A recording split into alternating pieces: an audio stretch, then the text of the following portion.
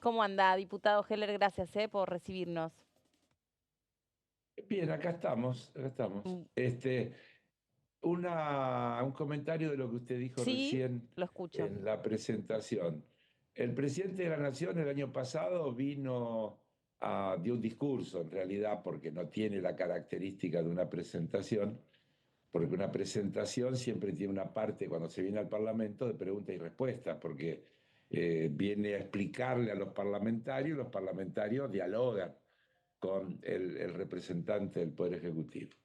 Pero este año ni siquiera Es eso, este verdad. año el presidente lo presentó por cadena nacional. Ujú, es cierto. Yo digo esto porque hay un rasgo permanente de este gobierno que podríamos graficarlo en el día uno en el que Javier Milei jura en una ceremonia que dura 3 minutos en la Cámara de Diputados y sale y habla en la calle, en la escalinata del Congreso, de espaldas al Congreso.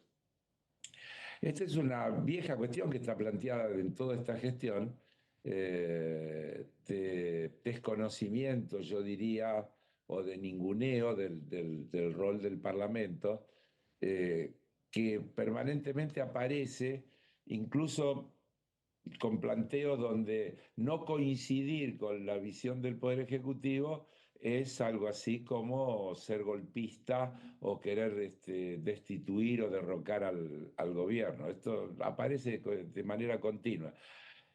Yo lo señalo porque hay una cuestión importante en la partida de todo esto, que es el defender los valores de una sociedad democrática en las cuales la división de poderes es un rasgo distintivo. Yo repito hasta el cansancio que una dictadura tiene poder ejecutivo y poder judicial. Lo que no tiene es parlamento. El parlamento en sí mismo es un símbolo de la existencia de una nación democrática. Y eso significa que ese poder, que es el Parlamento, tiene que tener independencia, criterio y no necesariamente coincidencia con lo que plantea el Poder Ejecutivo. Si el constitucionalista hubiera querido, los constitucionalistas, hubieran querido un Parlamento alineado con el Ejecutivo, las elecciones se harían en simultáneo y no se renovarían de manera diferente como se renuevan los parlamentos acá y en el mundo entero, porque el concepto es justamente que a mitad de mandato, por ejemplo, haya la posibilidad de que la ciudadanía exprese su opinión, su acompañamiento, sus críticas, y que eso cambie la composición del Parlamento y eso cambie entonces la relación entre dos poderes fundamentales de un Estado democrático como son el Poder Ejecutivo y el Legislativo. En ese marco tenemos que poner la reunión del otro día, donde ustedes habrán visto que el presidente de la Comisión de Presupuestos viene y dice, bueno, voy a citar para el miércoles que viene a una reunión para empezar a tratar el presupuesto. Y hemos intervenido, no sé, 20, 30 diputados y diputadas, y todos le dijimos lo mismo, que el miércoles no era un buen día porque es día de sesión, que lo pasara para el martes. Bueno, hubo una diputada que me pidió una interrupción para anular la unanimidad que yo decía y dijo que ellos estaban de acuerdo en que sea los miércoles. Entonces yo dije, bueno, con la opinión de todo menos uno, todos queremos que sea el martes. El presidente cuando terminó la reunión dijo, nos vemos el miércoles que viene y ni siquiera dijo lo voy a considerar. Este es un poco un rasgo de cómo ve este gobierno. En este caso es Pérez miembro del Parlamento, pero es claramente un vocero del pensamiento del gobierno nacional. ¿Cómo ven al Parlamento? Como un trámite que no pueden evitar, pero que quieren limitar al máximo su rol y disminuirlo y sobre esa base tenemos todas estas situaciones que se plantean cotidianamente. Diputado, ¿qué tal? Carolina Ramos lo saluda. ¿Cómo le Aprovechando va? que usted, Bueno, es experto en el tema y ha discutido muchísimos presupuestos acá en el Congreso. ¿Cuáles son los dos o tres Unos cuantos. puntos? ¿Cuáles son los dos o tres puntos principales donde ustedes ponen el ojo? ¿Cuáles son los artículos que para ustedes son los más críticos? ¿Dónde van a pedir modificaciones? Si me dice dos o tres de las prioridades para ustedes.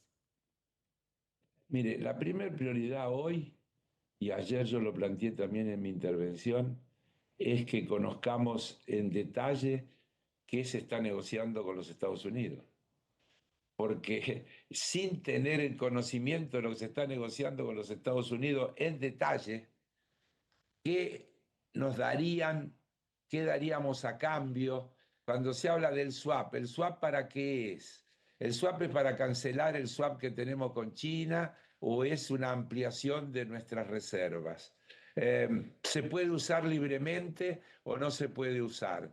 La compra de bonos que harían, ¿qué monto, qué plazos, a qué tasa, qué condicionalidades adicionales? Cuando el secretario del Tesoro dice que estuvo hablando con empresarios de diversos sectores productivos de Estados Unidos, de empresarios norteamericanos, muy interesados en invertir en la Argentina si los resultados electorales son los que ellos esperan. Textual, no le estoy agregando Sí. nada, textual dicho por el secretario del Tesoro. Entonces, ¿cómo podríamos tratar el presupuesto sin saber de qué se trata eso cuando puede cambiar completamente los escenarios? Segundo, el presidente en el mensaje por cadena nacional dijo que la Argentina era uno de los 5 países del mundo que tenía superávit fiscal, lo cual inhabilita el pensamiento mágico que nos instalan de que solo se puede tener un presupuesto con superávit fiscal, porque si solo 5 países del mundo tienen superávit fiscal, además yo me tomé el trabajo de mirar, mire, Estados Unidos tiene déficit fiscal y grande, 6 y pico por ciento creo del PBI. China tiene déficit fiscal altísimo. Alemania tiene déficit fiscal, Rusia tiene déficit fiscal, Japón tiene déficit fiscal, Inglaterra tiene déficit fiscal, Francia, España, Italia. Por lo tanto, no puede ser un dogma que los presupuestos deben tender a no tener déficit fiscal o a tener el menor déficit fiscal posible, es un problema de gestión. Pero el dogmáticamente plantear que es innegociable y que si bajan los ingresos automáticamente se van a recortar los gastos y demás, es un tema que es un pasa no pasa en toda esta Y discusión. ni hablar, Por diputado, ejemplo, perdón la interrupción, de la intención de penalizar a los legisladores que voten contra eso, ¿no? bueno, eso es un proyecto de ley que primero tendríamos que votarlo los propios diputados y los propios senadores, que vino en paralelo con el proyecto de presupuesto, que me parece que tiene claramente solamente un sentido simbólico de convertir en dogma el tema del superávit fiscal, digamos. Además el presidente lo dice de manera permanente. Cuarto o tercero, se anuncian en el presupuesto mejoras supuestamente para jubilados, para discapacidad, para salud, etc. Pero en el artículo 30, creo, del presupuesto, Sí, el 30. se eliminan todos los mínimos que están garantizados por ley que el presupuesto tiene que tener. Por ejemplo, el 6% del PBI para educación, el 0,2 para ciencia y tecnología, y así diversas cuestiones, incluso el de las asignaciones familiares de la UH se elimina el tema de su actualización automática. Por lo tanto, parecen señales contradictorias. Decir en el mensaje que se le va a mejorar los ingresos a los sectores más vulnerables y por el otro lado eliminar todos los pisos que la legislación ha construido para la construcción de los presupuestos. Digo, para decirle, usted me pregunta cosas y por eso yo le voy diciendo las que voy percibiendo. Hay cuestiones se eliminan las retenciones. Cuando Ahora mandaron el volvieron, proyecto de diputado. presupuesto. Volvieron hoy. ¿Cómo? Volvieron Bueno, hoy. sí, bueno, volvieron hoy porque ya, esto entre paréntesis, permítame hacer un comentario. 10 empresas, pero de las cuales 5 prácticamente hicieron todo, se mandaron un negocio fenomenal, en el que se ganaron 1.500 a 2.000 millones de dólares. No son los productores ya le habían vendido la cosecha a Bungiborn, a Viterra, a Cargill, a Molinos, a Cofco, que son los que rápidamente, en 48 horas, completaron el cupo que el gobierno había establecido. Es una barbaridad. El Estado ha dejado de percibir un ingreso que han percibido un grupo de empresas concretas con nombre y apellido. Están los gráficos en algunos medios de cuánto es cada una. Yo le diría un escándalo. Es un escándalo. Lo anulan rápidamente porque entre las cosas, y vuelvo al punto anterior, que el secretario del Tesoro dijo, lo escribió en el comentario ese que hizo, dijo que se iba a trabajar para que no haya más hechos como este de suspensión o eliminación de las retenciones. ¿Sabe por qué es eso? No. Porque en Estados Unidos los productores no están de acuerdo, porque la Argentina es contracíclica de Estados Unidos y este es un momento en que venden la cosecha a ellos. Y si nosotros, como hicimos ahora, vamos y vendemos rápidamente a menor precio, le estamos saboteando la posibilidad de la colocación de la cosecha de ellos. Mm. Y por eso rápidamente dieron marcha atrás y se terminó el chiste. Sí, así es. Mire que, por eso digo, mire todas las cosas que hay que mirar. Sí, sí. Mire todas las cosas que hay que mirar, aunque parezca redundante. Gonza. Diputado Heller, disculpe, ¿cómo bien. le va? Gonzalo Solabarrieta lo saluda. Hola, ¿qué tal? ¿Cómo le ¿Qué va? tal? Ayer se habló un poco más allá de lo que significa el presupuesto en sí, de dos cuestiones puntuales y me gustaría saber su opinión. En principio, la posibilidad de que se genere invitación a los gobernadores para que participen y tengan voz y voto dentro del debate del presupuesto. Y la otra, si usted cree que necesariamente esta Cámara de Diputados, esta composición debe ser la que trate el dictamen, es decir, que se vote antes del 20 de noviembre. A ver, que se invite a los gobernadores, me parece, no veo nada para no estar de acuerdo, porque en definitiva son opiniones relevantes de actores trascendentes de la vida económica, política y social de nuestro país. Este es un país federal. Yo digo siempre que la nación no tiene territorio. El territorio es de las provincias, porque ¿cuál es el territorio de la nación? Claro. Entonces, ¿por qué no se puede? Las opiniones que se dan allí de los invitados, como podrían ser los gobernadores, no son vinculantes, son informativas, sirven para engrosar el conocimiento del conjunto, de los distintos intereses, de las distintas cuestiones. Por lo tanto, no veo por qué no. De cualquier manera, cuando uno dice los gobernadores, habría que precisar que también los gobernadores tienen matices importantes. No hay una opinión de los gobernadores. Claro. Como un hecho fenomenal, se logró un acuerdo que firmaron todos respecto de los ATN y del impuesto a los combustibles, de cómo debe ser distribuido. Pero en muchísimas cosas los gobernadores tienen visiones diferentes, algunas que tienen que ver con sus ideologías, con su pensamiento político, y otras que tienen que ver con las realidades distintas que hay en las distintas provincias de la Argentina. Provincias que tienen desarrollo industrial, provincias que no tienen, provincias que tienen minería, otras que no tienen, y así de corrido. Provincias que tienen una gran importancia al sector agrícola, ganadero. y todo eso genera legítimos intereses diversos que también tienen que ser contemplados y consensuados en una consideración presupuestaria. Así que no veo por qué no se los podría invitar. ¿Cuál era la otra que se me La escapó? fecha del dictamen, si es que tiene que Antes del ser con 20. la composición Sí, actual. sí. Mire, creo que constitucionalmente está planteado que el presupuesto tiene que estar aprobado en el ejercicio en el que es sometido a consideración. No siempre sucede.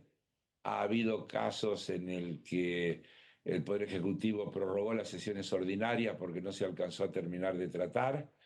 Ha habido casos en que convocó a extraordinarias por la misma razón.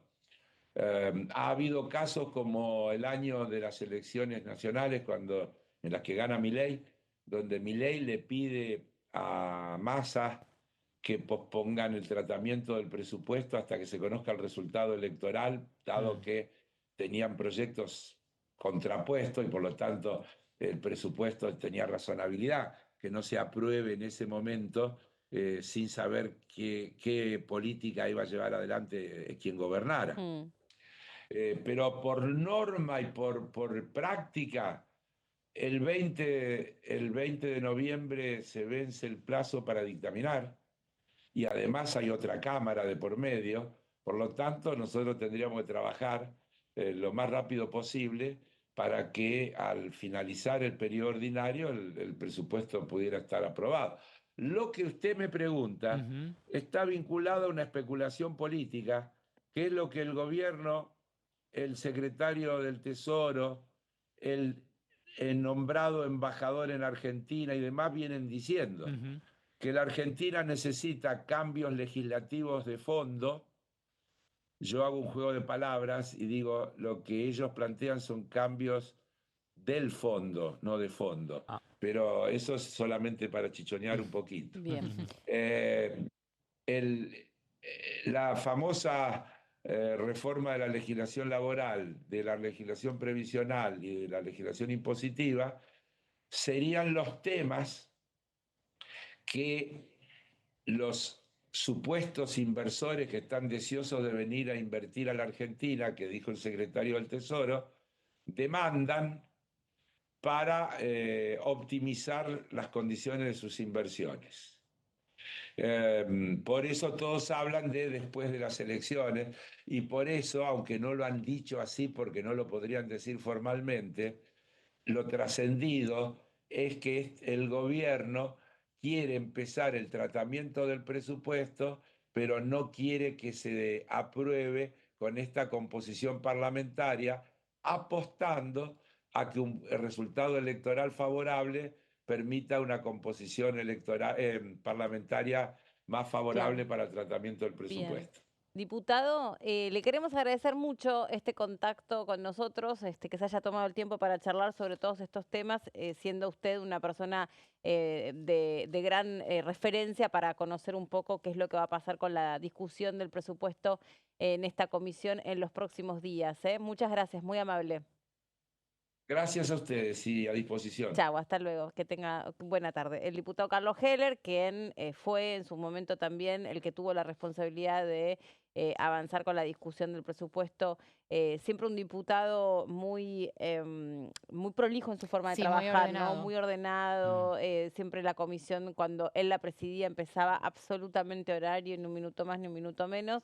Y es realmente un placer escucharlo, independientemente de lo que cada uno piense, ¿no? Ideológicamente, pero es una persona muy formada en estos temas, obviamente. Sí, interesante una de las primeras respuestas que dio respecto de que, bueno, el bloque Unión por la Patria primero exige que todo lo acordado con Estados Unidos pase por el Congreso y además lo plantea como una prioridad al momento de la discusión. Lo que planteaba Heller era, antes de discutir el presupuesto, tenemos que saber en qué términos se va a producir Claro, el estos swap, acuerdos. la compra de bonos, el Bueno. préstamo en stand-by, que son las tres patas, ¿no? de este entendimiento aparente que se está alcanzando con Estados Unidos, ¿no? Como los acuerdos con el Fondo Monetario Internacional, como cualquier acuerdo de esta naturaleza, desagotado tiene que pasar por el Congreso. También me parece, bueno, lástima, nos hemos quedado también sin tiempo porque Caro también para contarnos qué es lo que había pasado con el tema Andis, pero interesante es cuando hace la hincapié, aunque nosotros lo hemos mencionado,